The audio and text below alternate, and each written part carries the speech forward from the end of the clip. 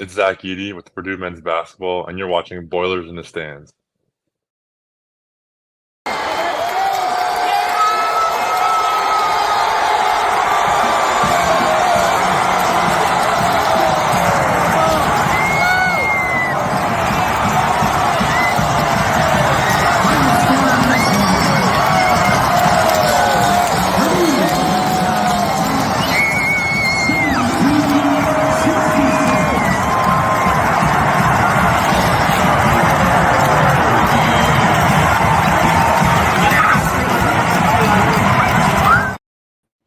Welcome back to Boilers in the Stands. I'm your host, Joe Jackson. Joining me, as always, is Kraig Bowers, fresh off Purdue's second exhibition, a 99-41 win over Grand Valley State. Next up, it is for the real thing, finally, Monday, Texas A&M Corpus Christi. We will have a preview out on that within the next couple of days on our YouTube channel.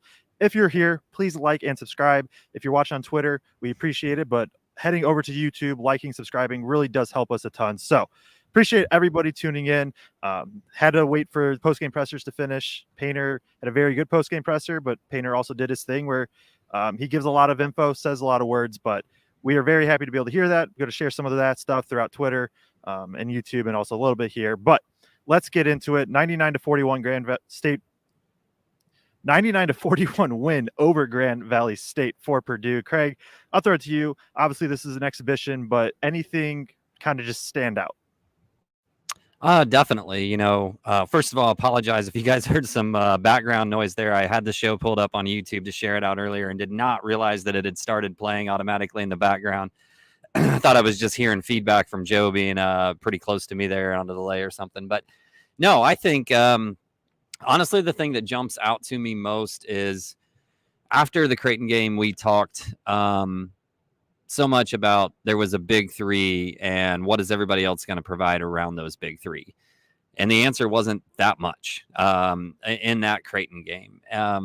But we had a lot of guys, I felt like, in that game that were getting significant minutes really for the first time. Obviously, CJ and Jakari as freshmen getting their first minutes. Daniel Jacobson or Ali Burgess getting their first minutes as freshmen. Will Berg getting his first true minutes. So you just had a lot of guys that I think needed some rotation minutes and needed some time on the court to kind of settle in. Obviously, the competition wasn't at the same level tonight, so we don't need to get too carried away. But I feel really comfortable in saying there are role players around those big three that are going to be just fine, even against high-level competition. And hey, like, Grand Valley State is not Creighton. Grand Valley State did play Nebraska within 20, which, I mean, they still got beat pretty good. But, like, Nebraska, that was a Big Ten team, and they didn't blow them out by 50. So, like, there's some length and athleticism on Grand Valley State. And honestly, early on, I thought their guards made it a little tough a few times on Braden bringing the ball up the court, Jakari bringing the ball up the court. Obviously, we had a big size advantage. But I still think that's the big thing for me. There were other guys on the court that were able to step up and hit some shots, and some guys that scored in the post today too. Yeah, a lot of good stuff there, and I agree with a lot of it. It's like, for me, it's an exhibition against a far inferior team. So it's not like overarching takeaways and like, right, the defense was much, much better. I think what stood out to me is just the physicality on ball between Jakari, CJ Cox. I mean, even Braden and Fletch and Colvin, like, and Heidi tried to do it more. And get into their guy more. And that feels like it's going to be even more common this year for Purdue, just trying to force, at least they're not going to be a crazy high, forcing turnover team, but forcing more. 13 turnovers for Grand Valley State. Harris and Cox are just, they're good. They're that's like probably my one slight overreaction I'll allow myself to have, especially against a Grand Valley State team. They're going to play a lot of minutes. They're going to have to play a lot of minutes. We'll talk about. I'll save it. We'll talk about them more in a sec. But I think the other thing, the only kind of concern I had, not the only, because obviously the big man groom is something that will have to be monitored. But aside from that, offense, fantastic, 99 points. I asked Painter about this though, of like, there wasn't that many shots at the rim, 16 total out of 62. They did get to the free throw line a decent bit. my worry is that truly sustainable? Like, are CJ Cox and Braden Smith and Fletcher Lawyer and Colvin and Harris and Heidi, are they good enough pull-up shooters that like this is sustainable?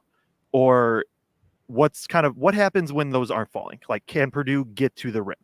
And we'll post the clip, and Painter, I think, had a really good answer about it, of like, you sort of take what the defense gives you, but also like in practice, or not in practice, but like in play, you would like to get to the rim more. So I think that's like the one concern outside of maybe the 5-man that kind of popped, is like, what exactly happens when these jumpers, and some of them tougher, some of them really good looks, what happens when they don't fall? Does Purdue have a counter, or are those games where it's just like you're really, really scrapping to kind of win? So any other kind of big takeaways from you, Kraig? No, I guess, well, I mean, we'll get into it more. My other big takeaway is I'm even more confused about the 5 spot than I was coming into this game. I think at this point, some things that I thought were true didn't look true tonight, and some things that I questioned before I thought looked better tonight. So do we just want to dive in and talk the 5 spot? Let's do it. Let's do it. That's the I'm question. going to bring this up. That's the rotation chart for anybody that has not seen it yet. Basically, any colored box means that player played during that minute. You can see the corresponding positions down at the bottom. If you want to call Harris the 3 and Lawyer the 2, that doesn't really matter to me. Those are pretty interchangeable. Everything else I think is pretty solidified. Obviously, the walk-ons and kind of the more non-rotation players get a lot of minutes towards that second half of the second half. So in terms of total minutes, like, nothing crazy stands out. I think Jakari led the way with 22 according to this. A lot of guys that played anywhere from 12 to 20 through the bigs specifically, and we'll go there and then we'll talk about them. Jacobson, he gets the start. He plays 16. Berg plays 8. I think that's probably 9. I would say my minutes are plus or minus 1 in general. So 8 to 9 minutes for him, 13 for Burgess, and 11 for Caleb Furst. TKR was 17. He's not really part of this discussion, though. Jacobson gets the start. So let's start with him. 16 minutes. He looked at times, I think, in Creighton, maybe like you saw the potential of him being the best. This is a matchup that probably wasn't the best for him. And really any of the bigs, probably outside of Caleb Furst, of this kind of stretch 5 outs, really at times having to move your feet. What kind of stood out to you from him, good or bad? I mean, I still think he's the best offensive option at the center. He cut down through the center of the lane and catches a pass from Braden and goes up and just banks in a shot with some nice touch. Looks really good from the free throw line. You see that shot and that shooting form. I think that's going to carry. He's going to be able to hit threes as a, kind of pick and pop guy. I think he wanted that a couple of times tonight and didn't get it when he set some screens, but I think that's going to be an option for him. And we did get to see one post-up move where he scored. I think, for me, upside, as we let him grow throughout the year, I think he's probably the best offensive option still. I still worry about him sometimes. There's a couple times he bobbled some passes. I worry about him defensively. Like you said, this wasn't a great game matchup-wise for really Burgess, Berg, or Jacobson, just because basically they were playing a bunch of 6'7", 6'8" guys that were athletic, but Painter needed to evaluate them, so they were going to be out there playing against whoever was out there. So a little tough defensively. For somebody his size, he's got to be better rebounding. He doesn't seem to embrace physicality. You and I talked about this. Even though Matt Harms wasn't a big guy, Harms still embraced the physicality. And he's got to find that. He's got to be able to position himself better from a rebounding standpoint. One thing that jumped out to me is like he struggles to be a physical screener. There were multiple times he kind of set a screen and he never really even got a body on the defender as Braden was trying to come around. So I guess those are I think my positives and my concerns. I guess what jumped out to you, and then what did you see from Will Berg tonight? Yeah, I think the moving in space, I think, is going to take time for Jacobson, especially, and I would apply it to Berg and Burgess. Honestly, all three of them. I think moving in space when they are tasked with that is going to take time. One thing you saw Purdue do, and something that they will do, and they have done for multiple years, is against these 5-out type teams, they will oftentimes, and I saw it the most, I think, with Jacobson, kind of just still plants him somewhere in the paint or surrounding the paints. And so if there's a drive, he's going to take the drive, and then whoever was guarding the drive, it's generally their responsibility to X out or just kind of get back out to whoever Jacobson was guarding. Or you see kind of a rotation at the very first play of the game, or second, whichever one. The Grand Valley State hit that 3. That's a pick and pop. Jacobson's in that deep drop. Then you see Lawyer. I think it was Lawyer. He made the right decision of Xing out, covering the popper. And then Harris was just a half step late, rotating over. The 5 spot with those 3 is going to kind of implement that defense a lot. You still, like, I agree. I think the offensive upside is there. If he can be somewhat of a stretch 5, if he can get after it on the glass, like, that's going to be huge. Although TKR also, like, TKR has been a monster on the boards in these 2 exhibitions. And so that does take away some. But just, yeah, concerned about the movement for him and Berg, and we'll go there. I do think, at least in that first half, I liked the Berg Furst pairing the best out of the non-TKR minutes. I think specifically for this game, it looked like they were just the most comfortable.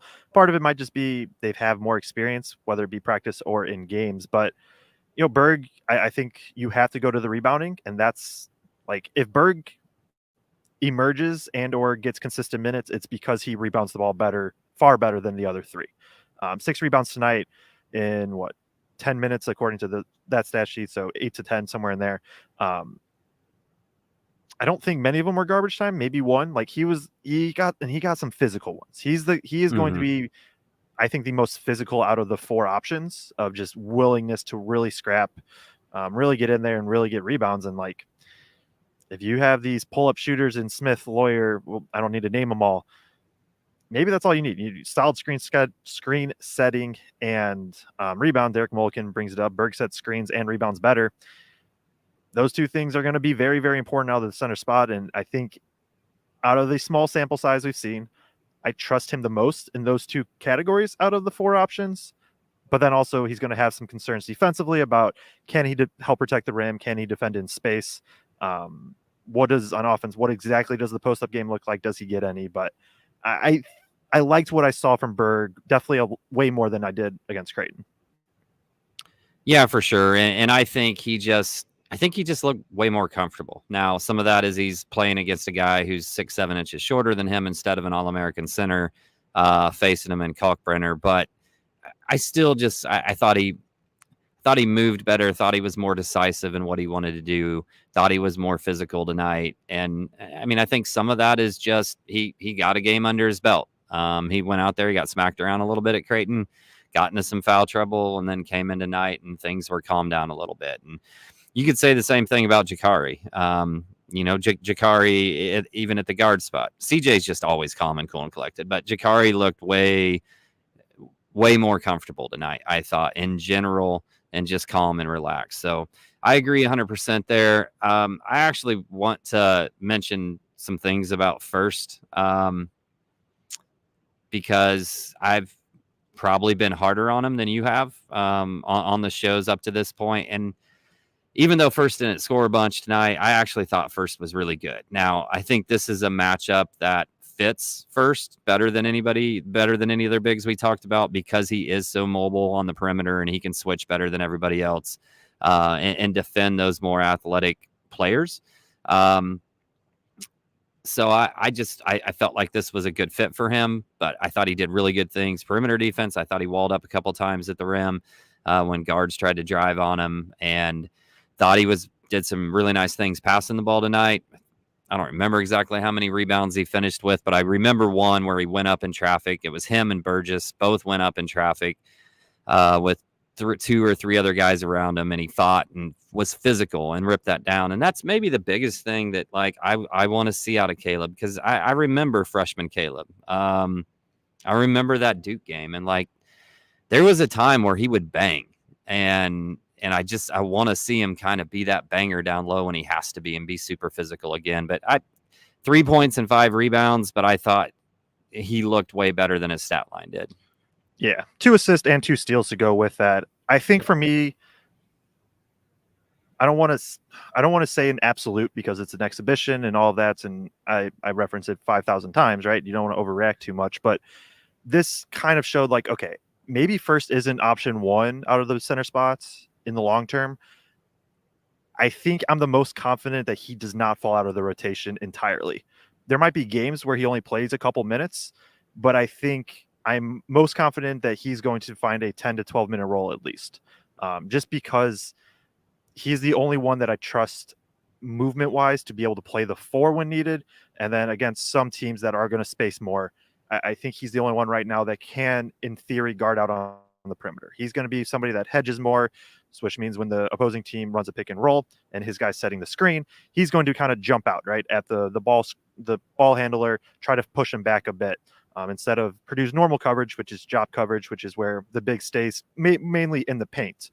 I don't think they'll need it every game. And like I said, I wouldn't be shocked if there's games where he's a DNP or 2 to 3 minutes, but I think that movement, if he can continue being aggressive on the glass like he was today, that finds him minutes. That finds him minutes on the floor.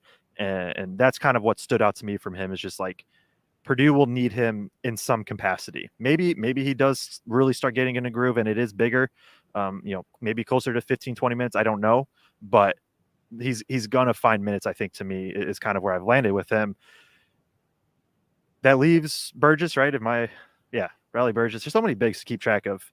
I'll go first briefly, and then I'll throw it to you. This is my first time seeing Burgess in person. Kraig, you're absolutely right. The dude is he is big. He is like physical and just like well built. And Nobles A.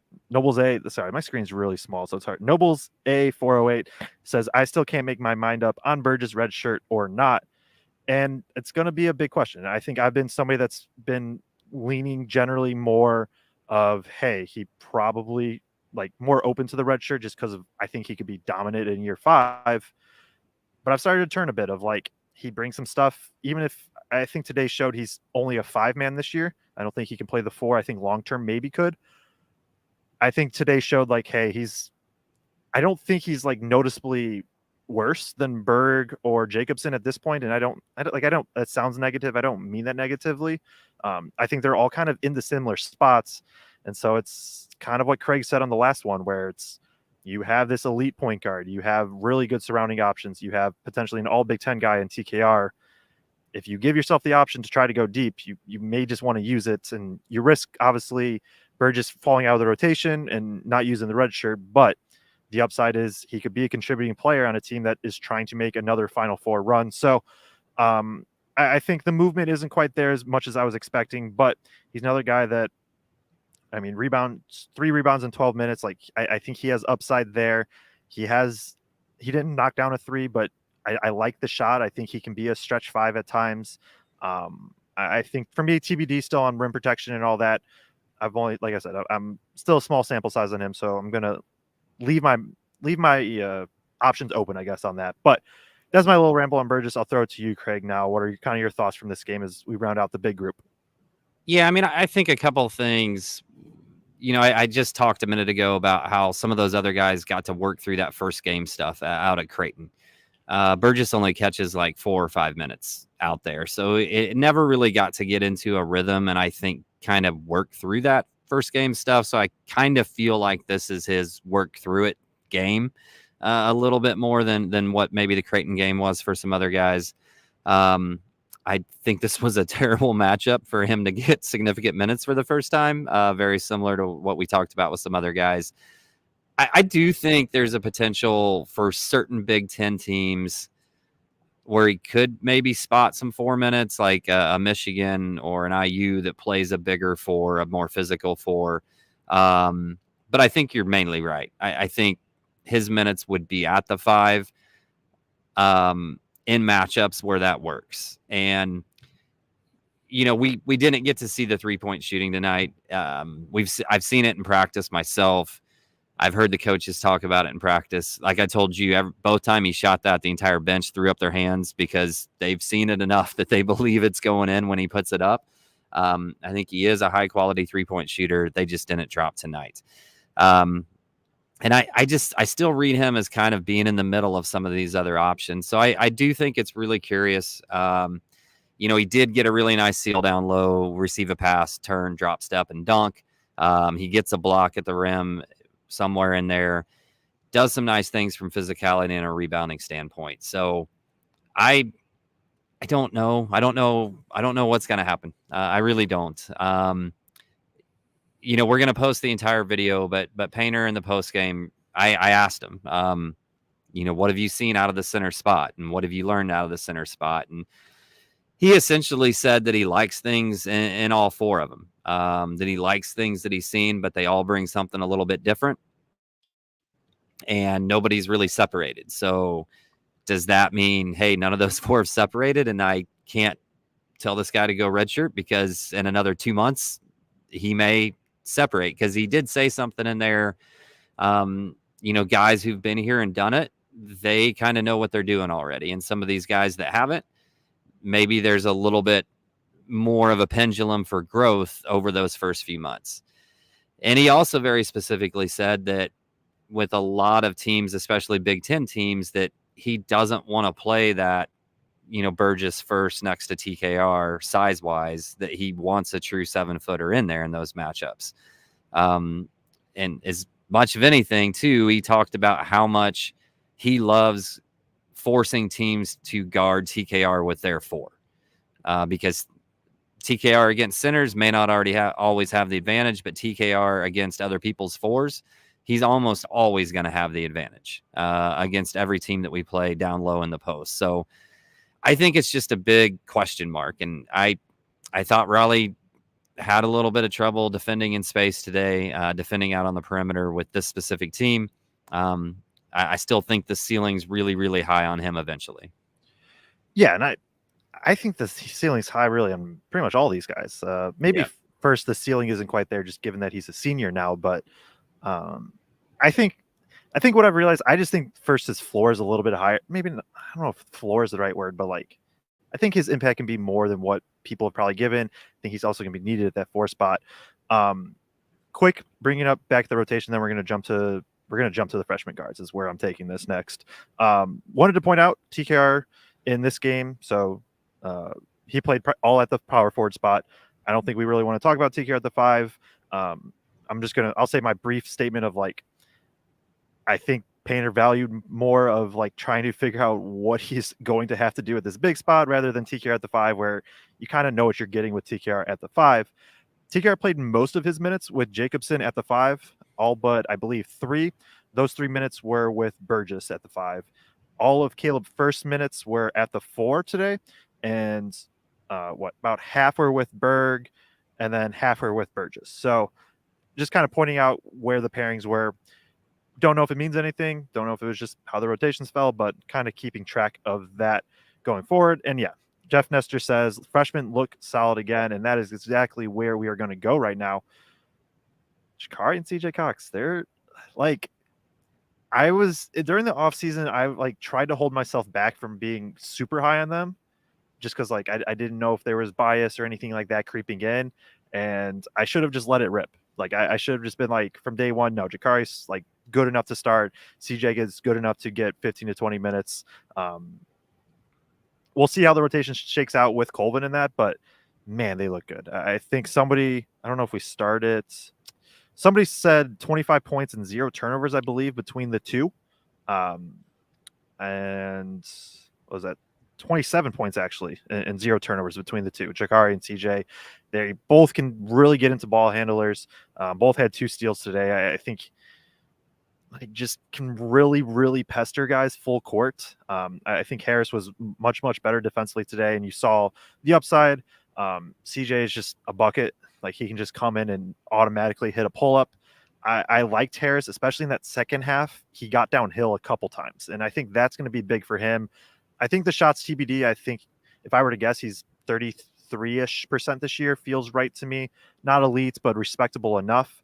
But he feels like he's a guy that can get to the rim. I'm going to kind of keep hitting on it until either it's 10 games in and Purdue just doesn't miss mid-range shots, or it's not fixed, but changed.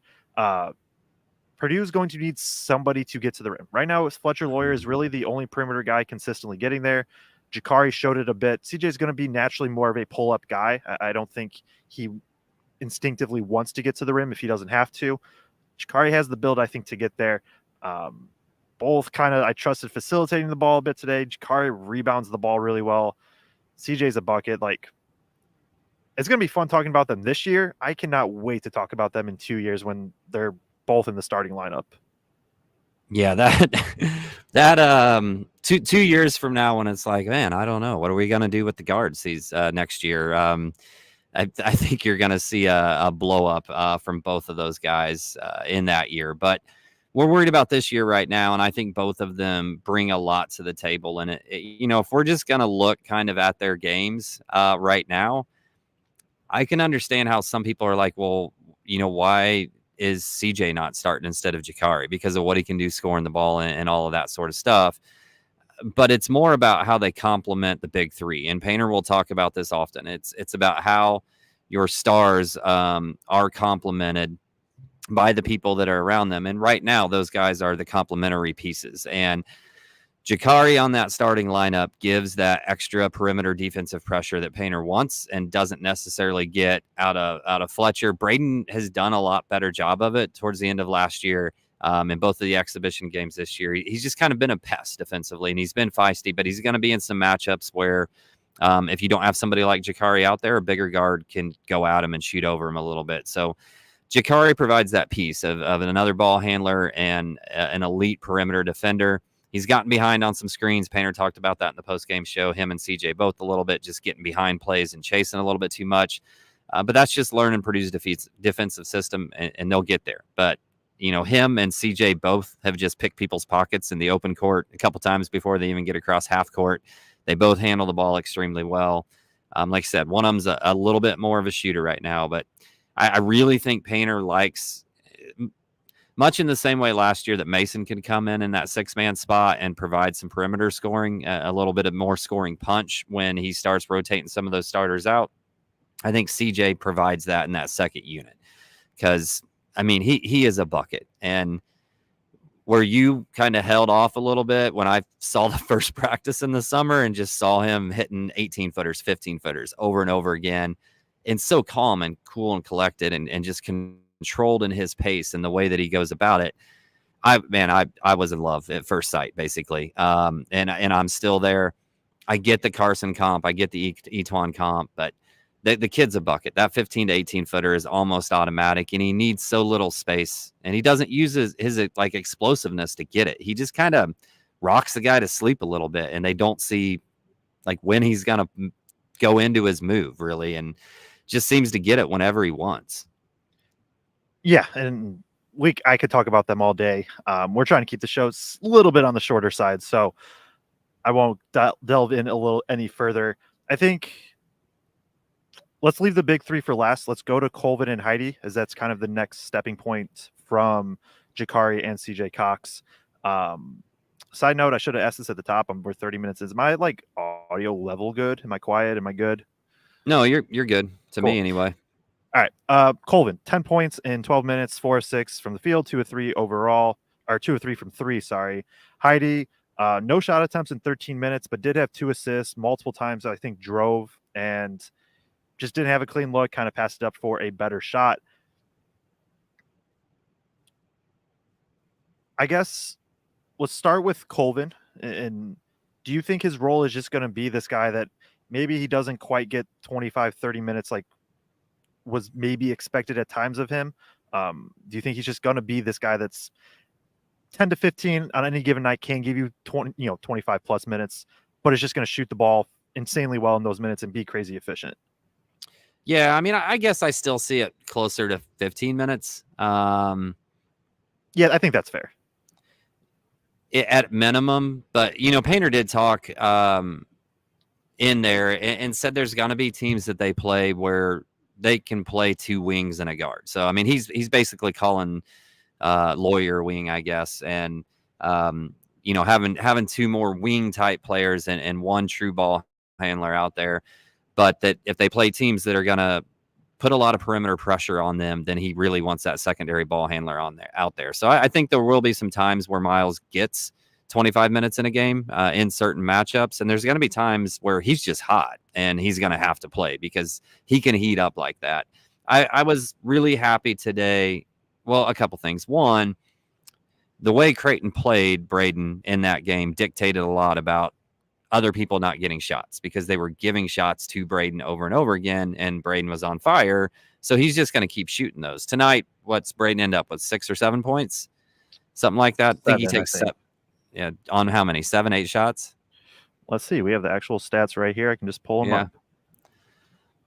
7 points on 6 shots, 5 rebounds, 5 assists, no turnovers. Yes. So Smith only takes 6 shots tonight. Obviously, he played less minutes, but he was more willing to pass, and that was because of the way they were defending. So they're kind of the bigs hedging out on those pick and rolls up top. That wasn't what Creighton would do, and Creighton was playing in a really deep drop, so that changes the game. Other people get more shots. They're trying to turn Braden away a little bit. So, and you saw the roll pieces again against lower level competition step up. Miles hit multiple shots, and what I was really like to see was that Miles was comfortable attacking off the bounce a few times. I had seen that in practice, and then we didn't see that at all in the Creighton game. So I was like, okay, was he just kind of working on his game in practice, and that's not going to happen in games. So was happy to see him do that. I thought he did it well both times and was under control when he did it. Last year as a freshman, especially early in the season, there were some times he'd do it, but he wasn't necessarily under control. So was really happy to see that. I gonna go ahead and move on to Cam, and then if you want to say something about Miles, yeah, go ahead. Well, I guess I don't have actually that much to add. I'll just briefly say, I really liked. That was the note I had in the second half. Colvin, Heidi, and Harris all stood out as being able to attack downhill more, and that was just something that really popped. Colvin's going to shoot the leather off the ball whenever he is given the chance. Painter, and the question I asked, right? I asked about like ability to get to the rim, and Painter brought up like Creighton played like UConn, right? Where made it a 2-on-2 game with elite big and deep drop coverage. And that just wasn't going to happen in Creighton, right? They weren't going to get shots, but it was good to see Colvin get the shots here. I'll throw it back to you for Heidi first, and then I'll finish it up. Yeah, I'm a little bit perplexed by the Heidi situation, right? I don't think he puts a shot up in the first game, and he didn't put up a shot up today either, did he? He did not. So 2 games, 0 shots. I do think some of that is we did see him attack twice. The one time he got in trouble, ball gets stripped. The other time he, finds Berg, has a nice little dish to Berg for a dunk, but he's not as comfortable attacking off the dribble as CJ. He's not as comfortable attacking off the dribble as Miles or Fletcher. That's just not something that's a really big piece of his game. So a lot of his shots came off other people creating for him. And a lot of that was Zach Edey getting a lot of attention, and then he'd be left wide open in the corner on the wing for a kick out 3, which he still has a beautiful shot. So in the practices we went to this summer, the other place you really saw him he was really good in transition 3s, and haven't really seen them get out and run where he's filling that wing spot in these 2 games. I think that's going to happen during the regular season. You'll see it happen. And I think he'll be fine in that spot. When we did the player rankings with sleepers, one of the things that I said was I thought Miles had more room for growth because I thought this team was going to need more shot creators without Zach in the post. And I think Miles is more of a shot creator going to that 2-3 dribble pull up. And Cam more gets his points off of what other people do and actions that get him open for kick out 3s. And then the occasional, bad closeout that he flies by and gets to the rim and dunks over. For me right now, I'm not too worried about Heidi, and for a couple of reasons. One, I think out of the returning players, let me double check that I actually believe this. I think I do. Out of the returning players, I think Heidi is kind of the most up in the air of like, what exactly is he, right? He's switching between this 3 and the 4. Obviously, like Berg is getting a bigger role. TKR is doing the same thing, but in a bigger role. Heidi's the one guy that's kind of having to switch responsibilities throughout the game. He played basically a little over half his minutes at the 4 and then a little under half at the 3. And Blake Widmer says here, Heidi always lets the game come to him. I'm not worried yet. If Heidi starts passing up open shots, that's when I'm worried. Or if he just like, if it's like a clear, like, hey, just take 2 dribbles and get to the rim, and he starts passing those up, that's when I start getting worried. He attacked, I think, 3 or 4 times, at least 3. I think it might have been 4 times in the second half. 2 assists from it, a turnover, and I think the other one, defense rotated and just kind of the ball got moved. As long as he shows those flashes early in the season, I'm still fine. He's going to get some shots in transition, like you said. Defensively, I think he's still just going to be needed as a guy that he's one of the few guys that in theory can guard some 4s, but also can guard on the perimeter. Obviously, he's not going to be a guy that when Purdue plays IU that they're probably going to put on Renew or something like that. But I think it just might take a little bit more time than I expected for Heidi to kind of adjust to this new role. And even just the way Purdue's playing is, obviously TKR is going to get a bunch of post-ups, but it's really perimeter oriented, especially on the offensive side. So also just not wanting to overreact at exhibition games. Like, I'm not long-term worried, more just taking note of like, okay, what does he look like in game 5? And then kind of making my base off of that. Let's jump to the big 3, unless you had something else. TKR. No, I was just going to say, I think there are going to be some teams that double TKR too. So they're going to be some created spots for somebody to be open out on the wing, because especially if TKR just keeps punishing people, there's going to be teams that decide to double him, and he's going to create some of those same looks that Zach does. It's not going to happen as often, but it will happen. Yep. And so let's jump to the big 3. And stats are up on the screen right now. Fletcher Lawyer, 15 points, 3 assists, 4-9 shooting. Not the best shooting night, 1 of 4 from 3. 6 of 7 from the free throw line, led the entire team in free throw attempts. Brain Smith, 7 points on 6 shot attempts, 5 rebounds, 5 assists, 1 block, 1 steal in only 20 minutes. TKR, 15 points, 10 rebounds, 5 of them on the offensive glass. 7 of 7 from the field, 1 of 1 from 3. The big 3 are good.